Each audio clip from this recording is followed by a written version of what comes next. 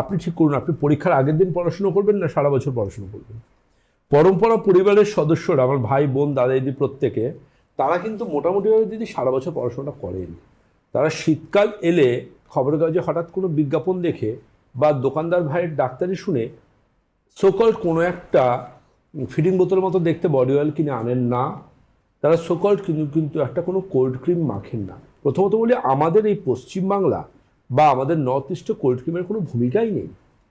আপনার skin friendly সেটাই যেটা স্কিনে দেওয়ার 1, 2, 3 বলবেন, সেটা পুরো স্কিনে অ্যাবজর্ব করে দেবে, তবেই সেটা কাজ করবে। পরম্পরা আয়ুর্বেদের যাবতীয় উইন্টার কেয়ার রেঞ্জ কিন্তু 1, 2, 3 মধ্যে স্কিনে অ্যাবজর্ব হয় 3 সেকেন্ডের মধ্যে। জাস্ট উইথিন 3 সেকেন্ড আপনার স্কিন সেটা পুরোপুরি অ্যাবজর্ব করে দেয়। আপনার মনে হবে না যে আপনার 3 সেকেন্ড আগে কি ছিল এখন কি নেই।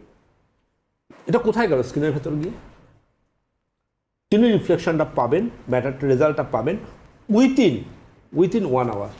তার স্কিন 1 ঘন্টার মধ্যে কিন্তু পোষক শক্তি বৃদ্ধি করতে শুরু করবে।